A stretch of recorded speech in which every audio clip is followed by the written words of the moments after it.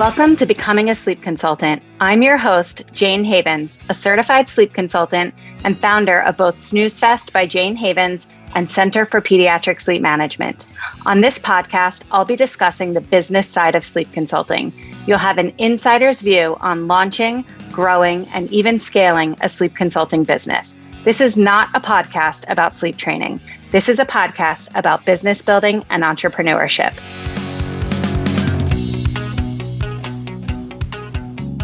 Today, I'm joined by Samantha Fine, a digital marketing pro who left corporate to help women grow their businesses with simple ads and funnels. We talk about how funnels work, when ads make sense, and how to keep your strategy focused if you're new to business or on a small budget. Whether you're just getting started or looking to take your sleep consulting business to the next level, this conversation will give you clarity on where to place your focus so you can grow with confidence. Samantha, I'm so excited you're here today. Welcome to the Becoming a Sleep Consultant podcast. Thank you so much for having me, Jayne. Sure. So why don't we get started by you sharing a little bit about yourself, your background, and what led you to start helping other women grow their businesses with ads and funnels? Yes. So I've worked in digital marketing my entire career for over 15 years. I spent my career growing up on the media agency side, helping massive brands like Coca-Cola, Whole Foods, Lysol. You look inside your kitchen or your house, you probably have at least one of the brands that I have supported throughout my career. And one challenge I always saw throughout my time in the agency and client side roles was I would look at the women above me and think, how do they do it? Like, how are they a parent and having these jobs? Like, I just couldn't figure out how it would work. And I always just struggled with envisioning what my life would look like. And then I became a mom and I had what was supposed to be my dream job, working client side. I was working at a large CPG company in-house on their paid media team. And I hated it. I hated every minute of it. And it was just a toxic environment. And I had a lot of challenges throughout my pregnancy with the work environment. And I came back during the pandemic to find out that, I was being told, don't worry if you have to feed your child while we're on a call. Don't worry if you have to put him to bed. Balancing a new baby and working from home in this new environment, as many, many women were. And then I was told that, you're doing great. Keep up what you're doing. No feedback during my annual review. And a week later, my male boss was promoted to a role that they didn't even bother to tell me had been created. When I asked them about it, they said, well, we didn't think you'd come back from maternity leave. And I was like, well, that's it. It's clear that this is not going to work for me. And I decided to take my career into my own hands. I used my expertise to start my own business. I actually found out that I could do that from an ad, from someone that was running an ad teaching people how to become ads managers. And I took her webinar and was like, I already have the skills. I know how to run ads for people. I know how to create strategies. I've been doing it for billion-dollar brands for years. Why couldn't I take that and start my own business? And so I did. And I started helping female founders, mostly other moms, grow their business, learn how to use ads either by teaching them or taking it off their plate for them, and show them how the power of ads can help you scale. And you can have a system to help you bring in leads and sales while you are running your business, spending time with your kids, having that quote balance. I really think about it more as integration these days, but you can do it. There is a way, and it doesn't have to be by going into corporate and climbing the ladder and dealing with all the chaos that comes with corporate. You can build it yourself. I did. I helped other people do it. I have taken, I've gone back and forth a couple of times, and I've been full-time in my business for a few years again. And I can't go back now. Like, there's just no way. I love your story because it's actually so similar to, I think, many people's stories in the sleep consulting field. I think a lot of the women who ultimately decide to get into this line of work, they're working 9 to 5s, or they're in a classroom, or maybe they're a nurse working in a hospital setting and trying to figure out, how do I earn money, but also be present for my family?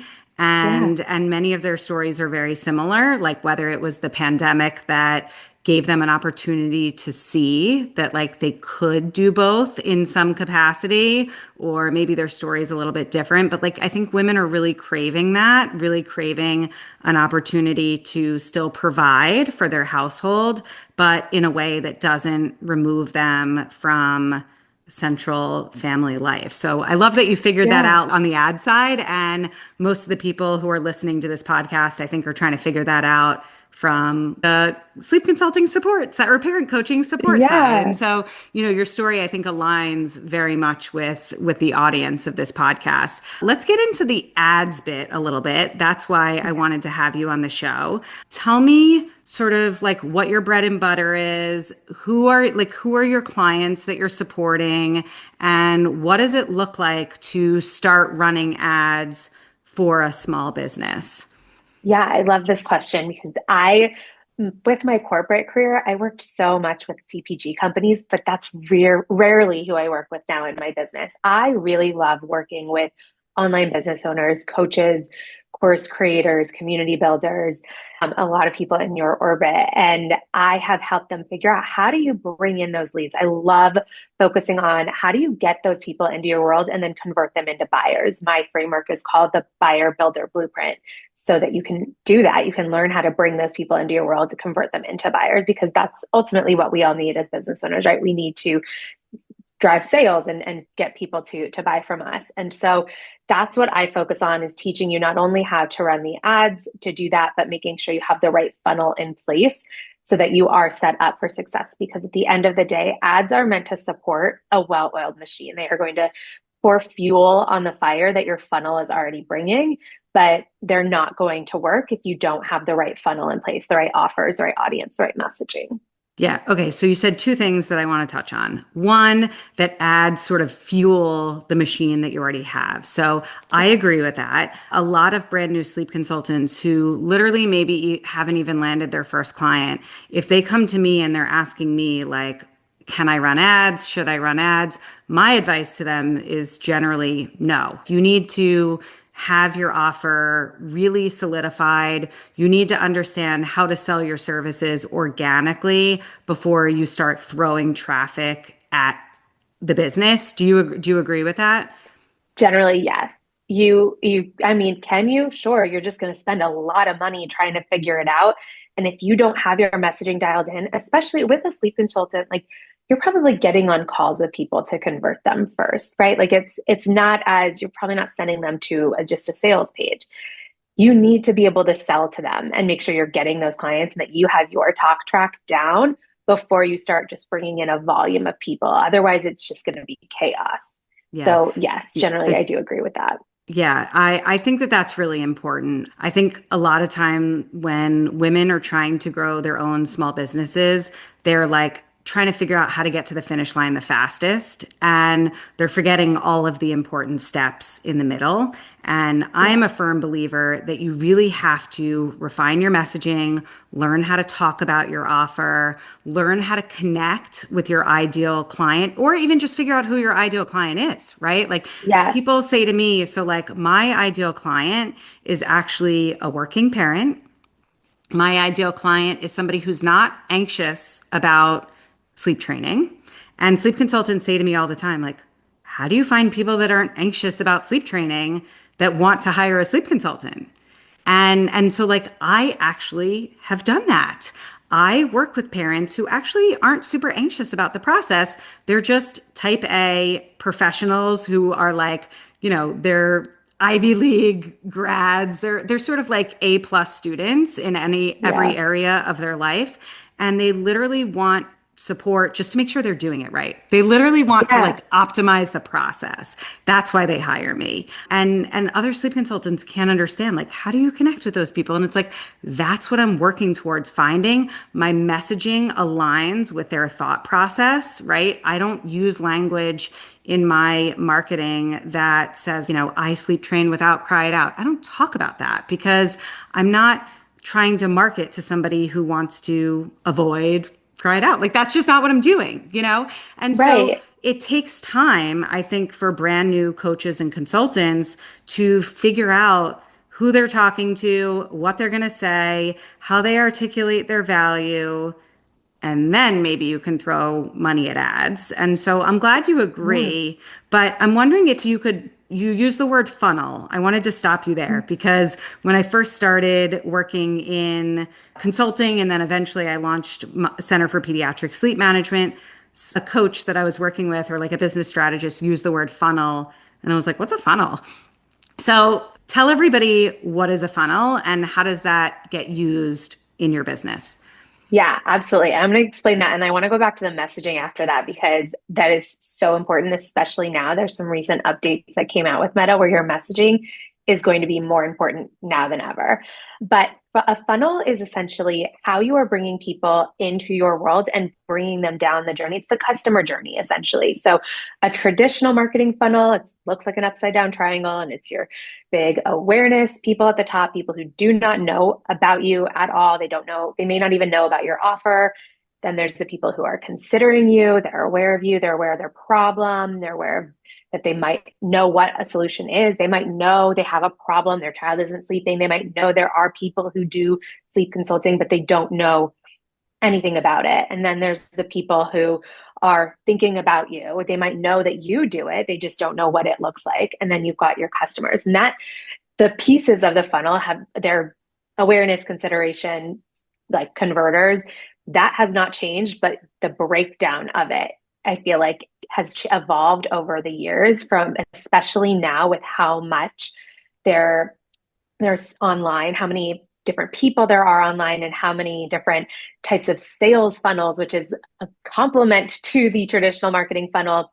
So without overcomplicating it, it's essentially like you have to think about the funnel as your customer journey. What are you doing to bring strangers into your world, getting them to consider you, and then ultimately getting them to purchase from you? Okay. So for everybody listening, my funnel is basically connecting with people somewhere. I like organic networking and connecting. I'm not personally using a ton of ads. None, actually. I'm not using any ads in my consulting business. And so what I do is I like other people to talk about me rather than me talking about myself. So I like to connect with therapists, preschool directors, daycare owners, family photographers, occupational therapists. Maybe sometimes I connect with moms in Facebook groups or actually one thing that I really love to do is I love to tell my clients who are really happy with me and my services, I literally tell them to tell their friends. I'm like, please share my cell phone number with your friends who are struggling. So I make that ask, right? So my top of funnel is just people who are getting my name from other people. And as soon as they reach out to me, my funnel is super simple. As soon as they reach out to me, it could be through my website, it could be them sending me a text or an email. I send them a link to my calendar, they book a call, and hopefully they convert. And if they don't, then they're on my email list. And from time to time, I send emails. It's not a major part of my strategy, but it's there. And so that's my funnel. And it's probably maybe like a beginner funnel, even though I'm several years into my business. It Yeah. works for me. It doesn't need to be so complicated. But can you walk us through maybe what a more involved funnel might look like that involves, Yeah. other things like a freebie or Absolutely. Yep. yeah, walk us through Yes. that, even though I'm not doing Yeah. any of that. Yes. Absolutely. So think about a way to get people like you mentioned your email list, right? That is one of the most common funnels that I help people with. So we have something that gets them in. So it might be like a free lead magnet, it could be a workshop. I host a lot of workshops for my business. It could be a low cost offer. So you might have like a mini course that teaches people about one aspect of sleep training, and then if they want more help, you upsell them into other ways to work with you, right? So there's a number of different ways that you could bring people in. You could do a video series. So anything that would bring people in where you would be able to capture that information from them, that email name, and then they get on your email list and you're nurturing them and you're consistently sending them, you know, emails and sharing value and giving them opportunities to get to know you and why they should care about what you have to share, things like that. And also feeding into that, how they could work with you. And that brings them into those opportunities, those conversion events. It could all be within a bigger funnel. I work with clients who have that like low ticket offer, like I mentioned, they might have that mini course with a few upsell opportunities. And then via an email sequence, they're talking all about their consulting offer and then selling them in through that way.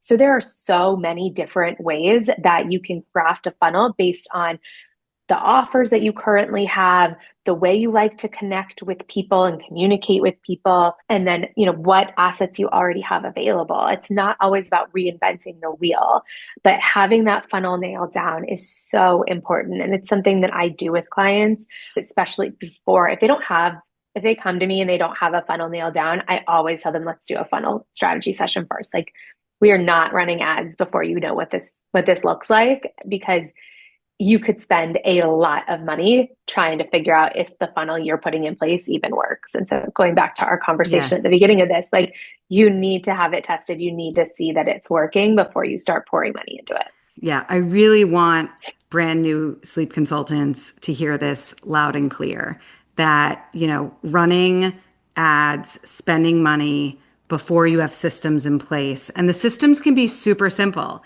The systems can be what I described. I'm not really Yeah. using a freebie, an opt-in, email list. I'm not doing any of that, but I have a tried and true system that works.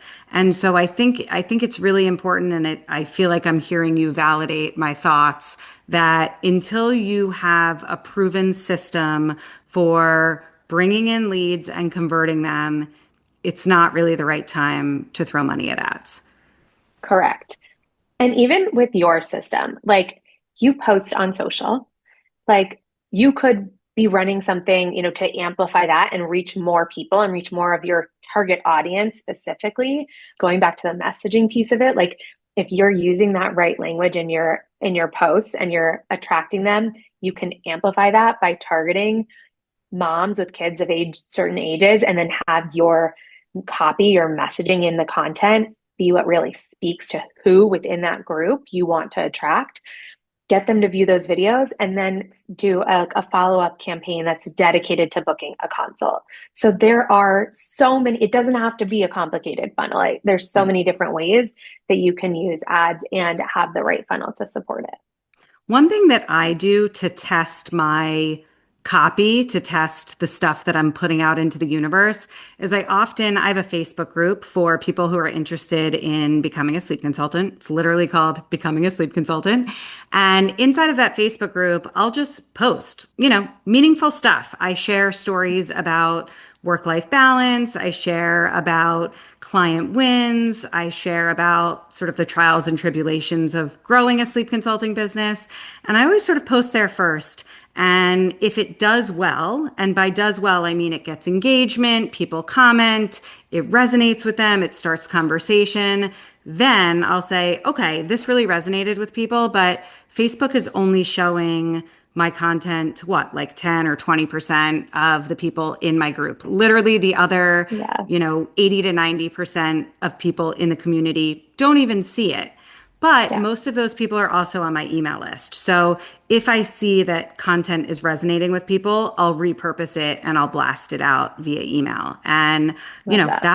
that's all free. I'm not Yeah. paying for that action. But if I were to sort of take it to the next step, I think I would then take my best performing posts and turn that into ads that are then blasted out to a way bigger audience.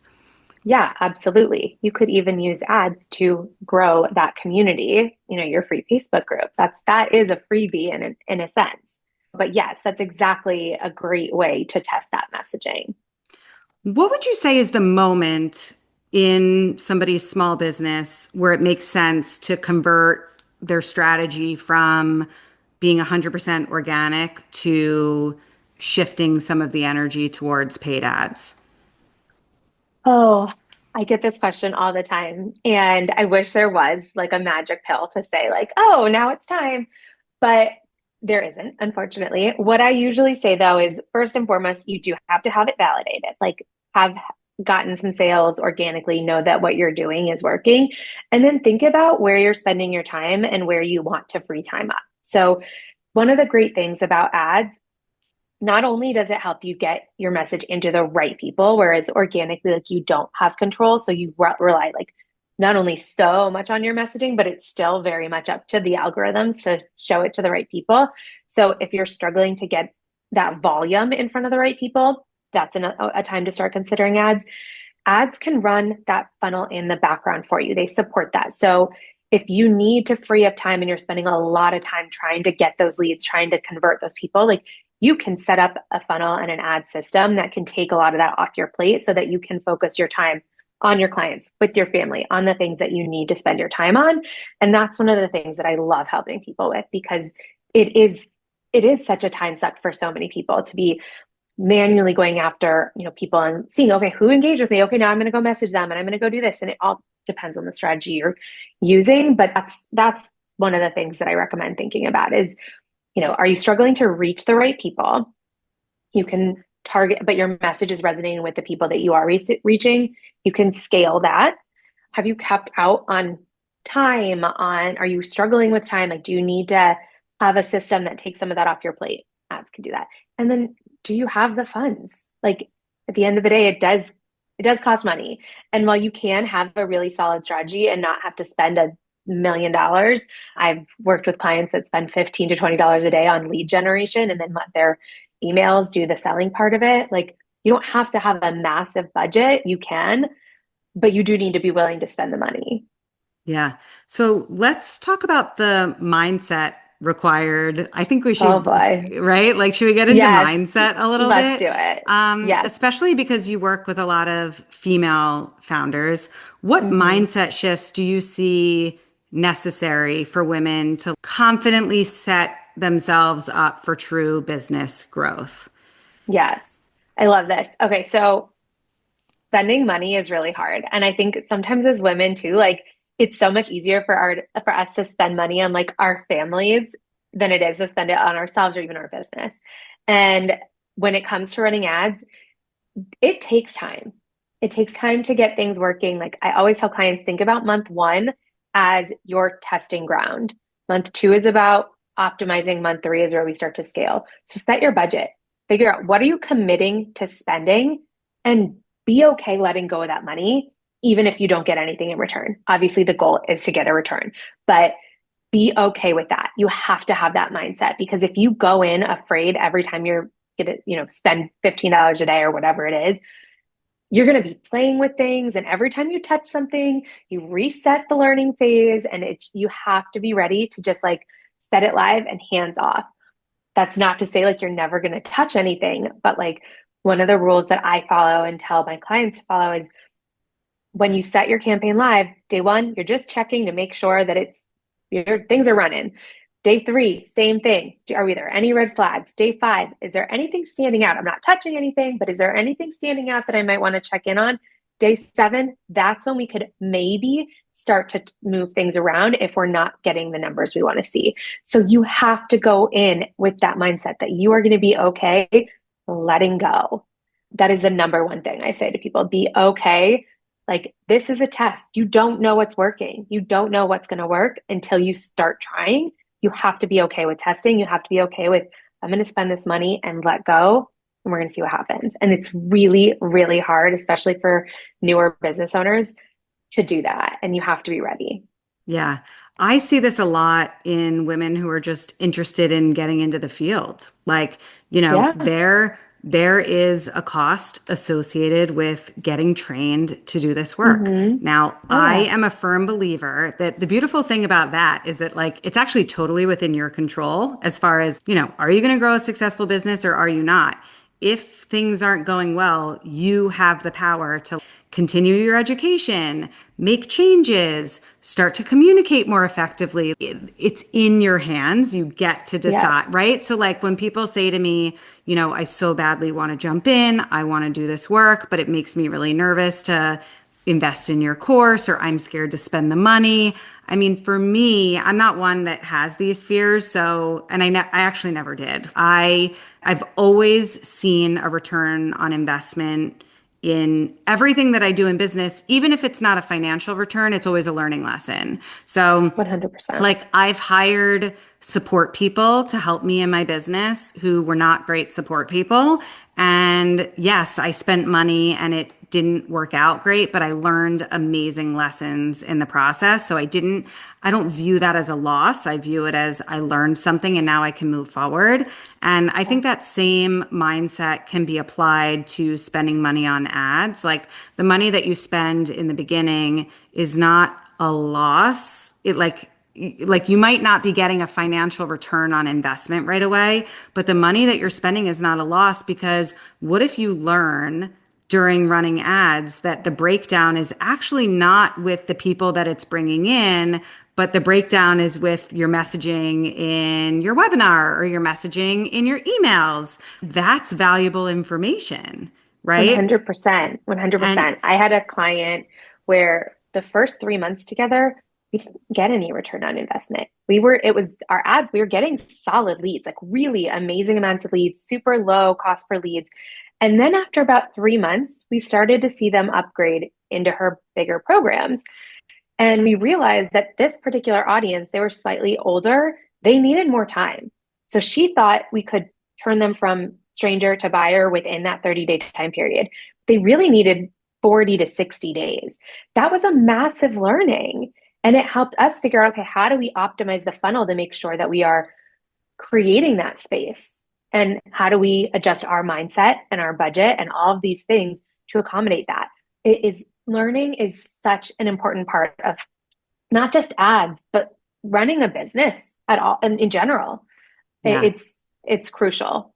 Yeah, I love that story. Can you maybe share another one? Like share a Yeah. story if you have of somebody that jumped into ads, small business, maybe in the not like beginning stages of their business, but really like decided to jump into this at the right time and it really served her.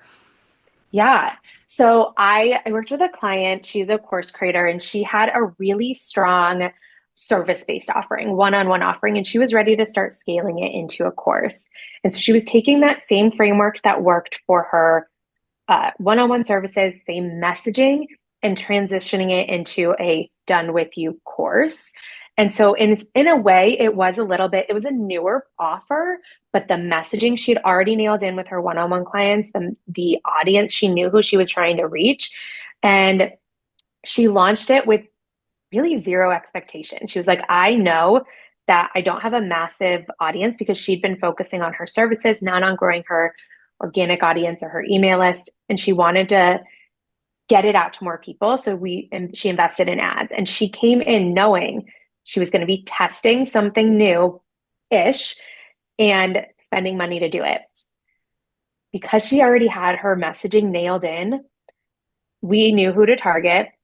We had the right messaging. We got a 12 times return on her investment. She sold out her first launch. It was incredible. We did another launch a few months later. Return overall was less, as a 6 times return, but she more than doubled the revenue because she not only sold more of them, but she'd increased the price. She took the learnings, evolved it, scaled it, and is continuing to do so. And I've seen this happen with so many clients. Like when you know your messaging, worked with clients where they were doing, ads on their own or weren't doing before. We made some optimizations and we launched something, got a solid return on investment, but then we really spent time refining and testing before their next launch, exceeded expectations with the next return or next launch. I mean, knowing your messaging is so crucial. Knowing who you're trying to target is so crucial. When you do that and when you have the right offers that align with who your audience is, what they need, a message that speaks to them, their challenges, their desires, their goals, all of that, you can convert, and you can convert at scale, but you need to have that dialed in. I'm so excited that the example you shared is somebody that was working one-to-one with clients and then wanted to take that framework and put it into a course. It's actually a conversation that we have inside of our CPSM community fairly regularly. Actually, I think just yesterday or the day before, somebody posted in our Facebook community for students and grads that she wants to create an online course. And her reason for that was because she's finding it really hard to be present at bedtime for families because she has her own young kids.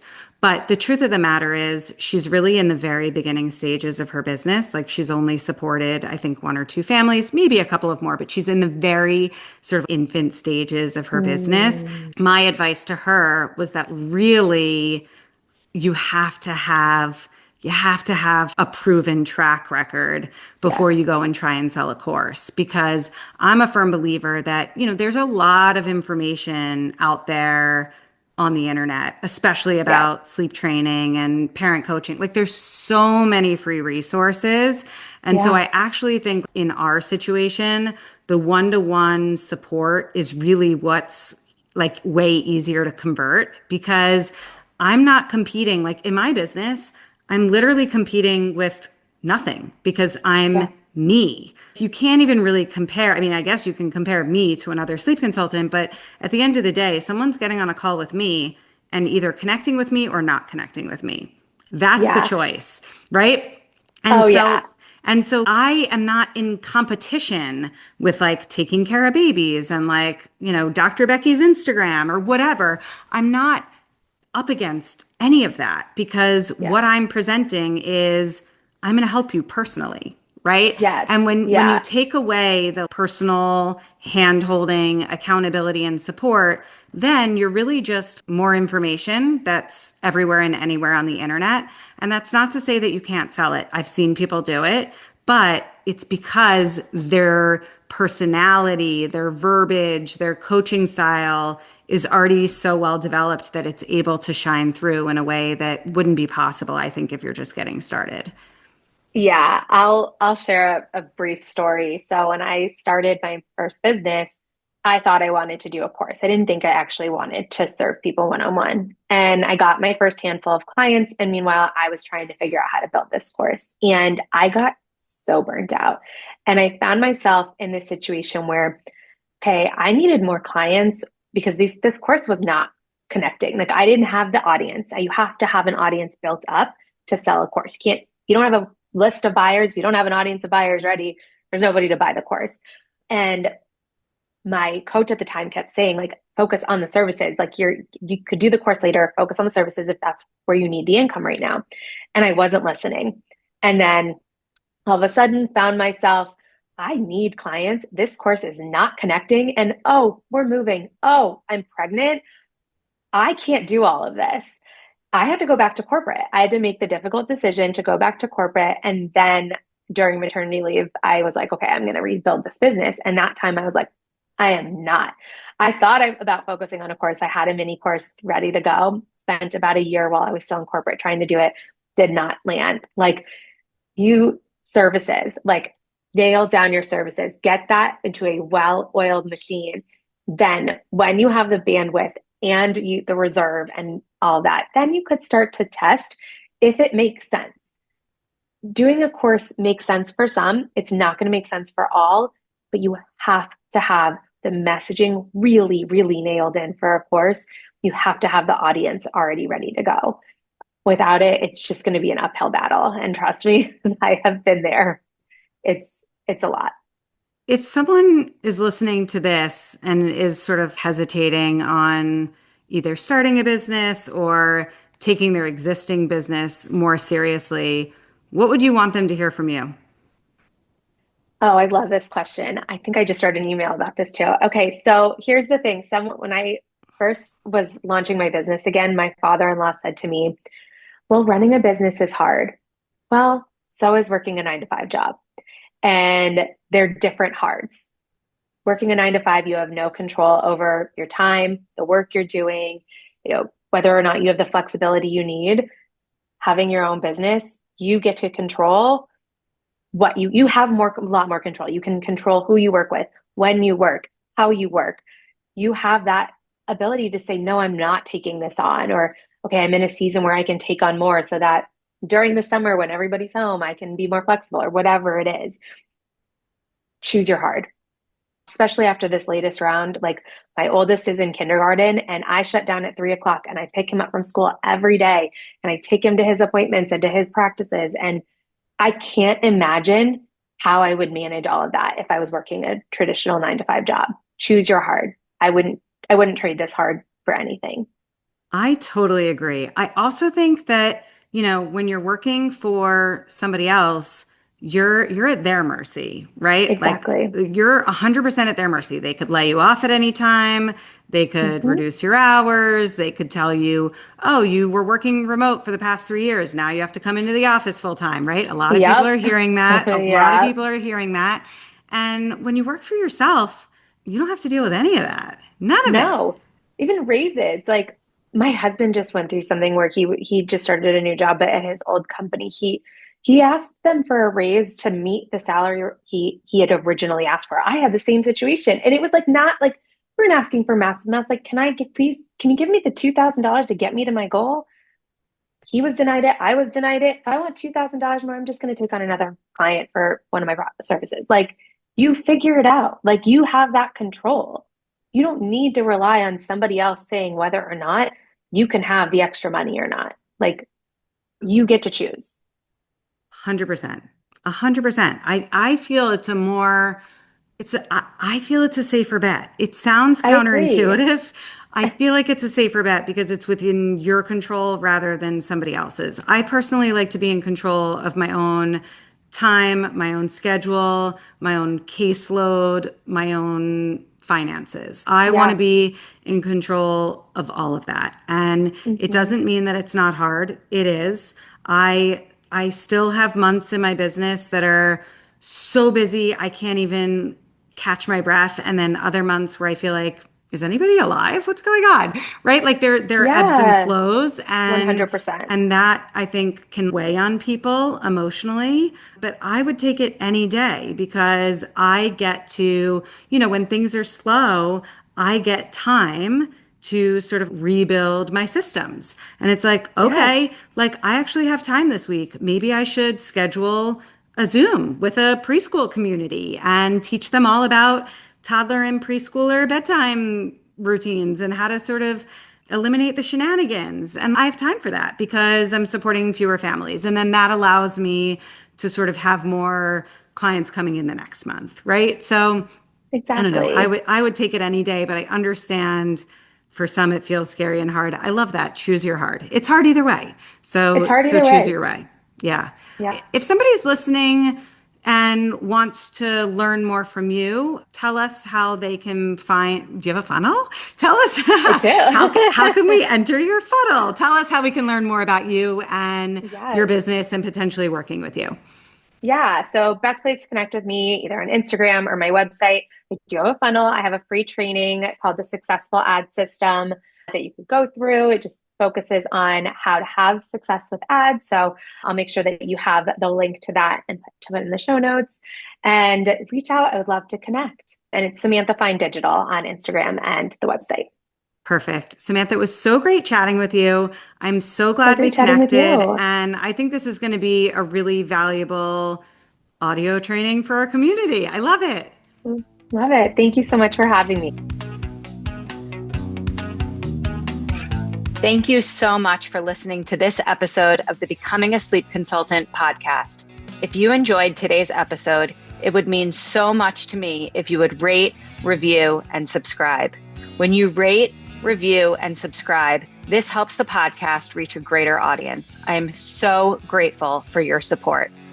If you would like to learn more about how you can become a certified sleep consultant, head over to my Facebook group, Becoming a Sleep Consultant, or to my website, thecpsm.com.